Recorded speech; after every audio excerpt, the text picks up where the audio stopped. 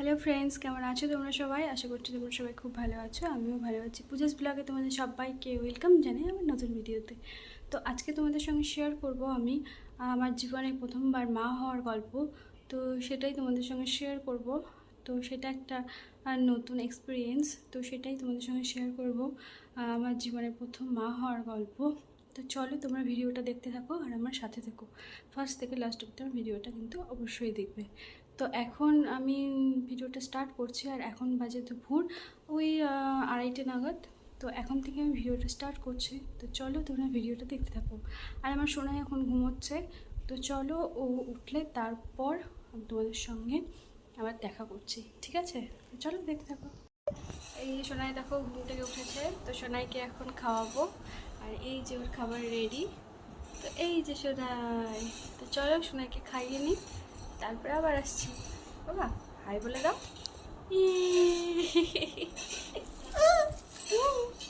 এই দেখো সোনাই, চলো খেয়ে তারপরে আসছি। হ্যাঁ হ্যাঁ বলো। হ্যাঁ দেখো সোনাই এখানে গাড়িতে বসে আছে, খেলা করছে। বাবা এই যে তাকাও তাকাও।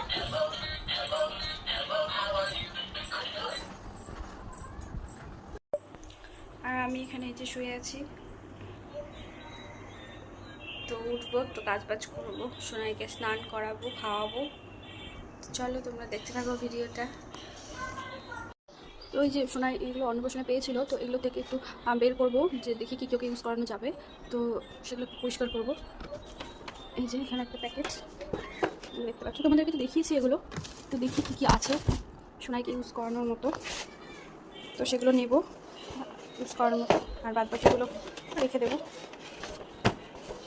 এই যে যদিও আমি সোনাইকে হিমালয়ের ইউজ করাই, তো জনসন বেবি ইউজ করাই না, তো সেই জন্যই রেখে দিয়েছি।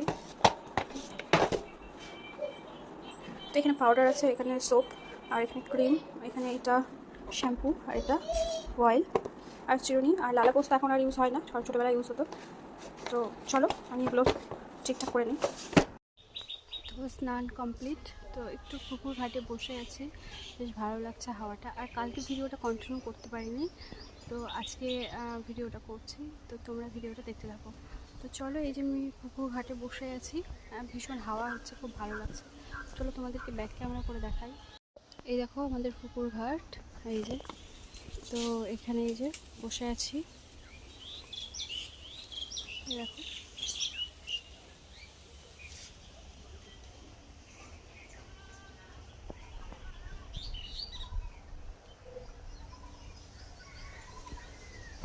দেখতে পাচ্ছ ভীষণ হাওয়া হচ্ছে, তো ভালো লাগছে বসে থাকতে।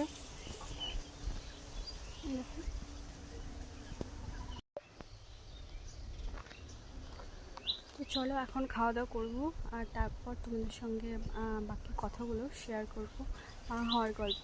তো চলো তোমরা ভিডিওটা দেখতে থাকো। তো আজকে কী রান্না হয়েছে চলো দেখাই। তো এখানে আছে ভাত, আর এইখানে আছে এই যে দেখো কাঁঠাল চিংড়ি, মানে তোমরা যেটা বলে থাকো এঁচোড় চিংড়ি, তো আমরা বলে থাকি কাঁঠাল। তো এই দেখো এটা হয়েছে এঁচোড় চিংড়ি। আর এখানে হয়েছে কচুর শাক।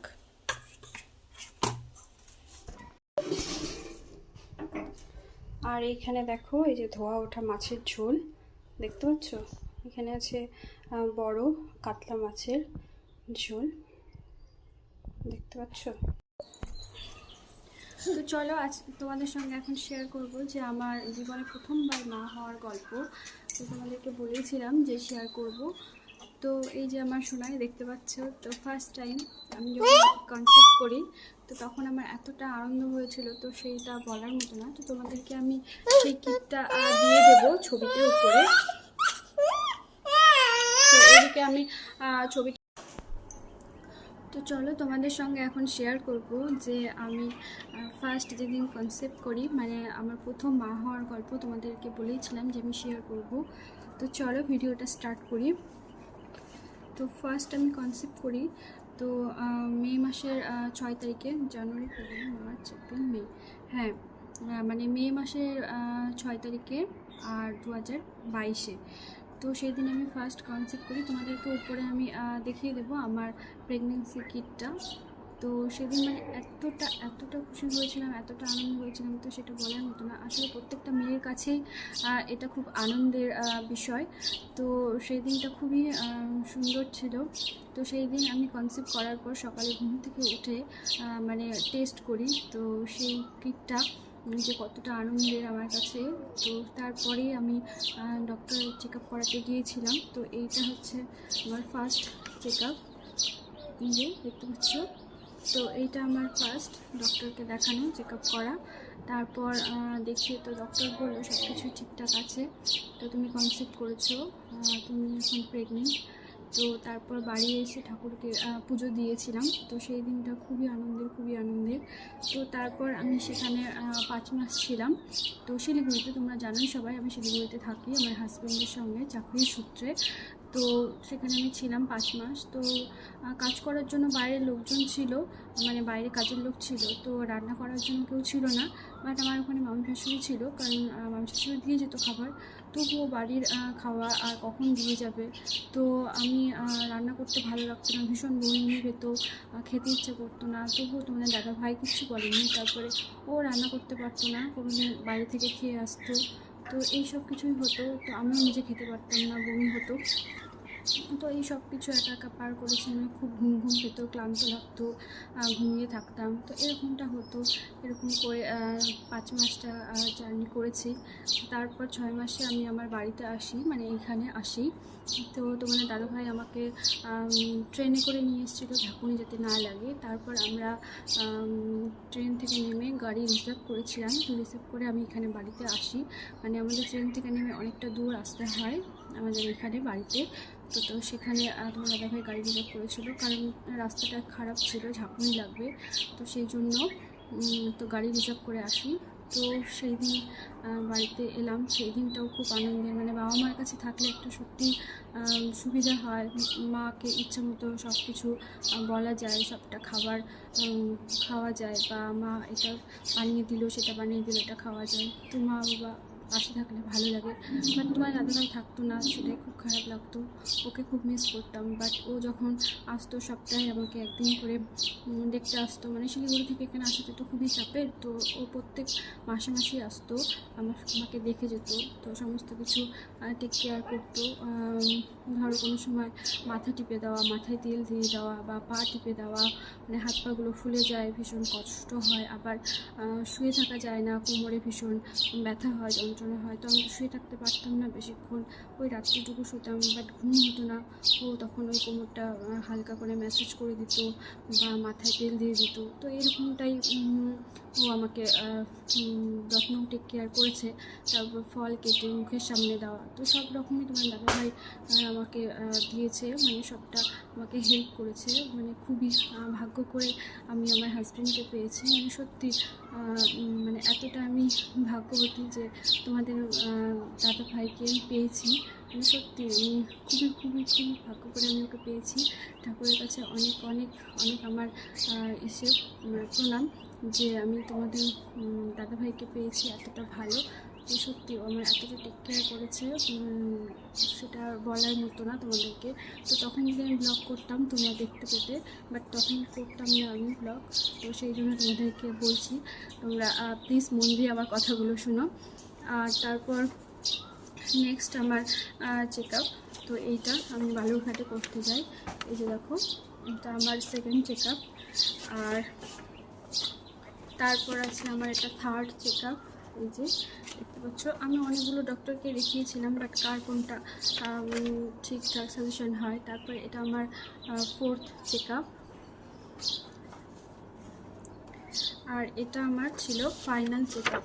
তো এই ডক্টরের কাছে আমি সি সেকশন করিয়েছি, এই ডক্টরের কাছে, ডক্টর সুরেশ মণ্ডল। আর ফার্স্ট আমি শিলিগুড়িতে দেখিয়েছিলাম, সেটা হচ্ছে রঞ্জন পাল। আর তারপর দেখিয়েছি আমাদের এইখানে ডক্টর দেবজ্যোতি মান্ডি। আর তারপর বালুরঘাটে দেখিয়েছি ডক্টর সঙ্গীতা দাস। আর আরেকটা ডক্টরকে দেখিয়েছিলাম, সেটা হচ্ছে, দাঁড়াও তোমাদেরকে বলছি,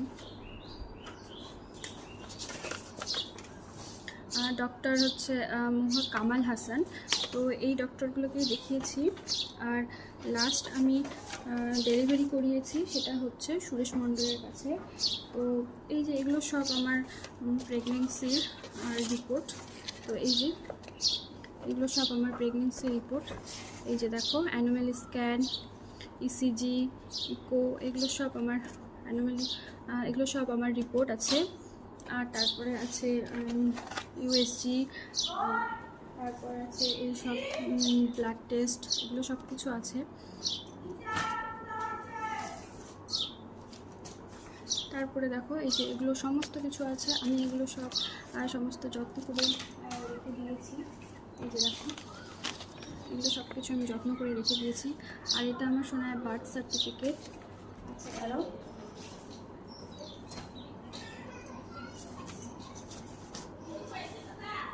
তারপরে তোমাদেরকে দেখাই, এই যে এটা আমার সোনায় নার্সিংহোমের এটা কার্ড। তো আমার সোনাই হয়েছিল 12:40 PM আর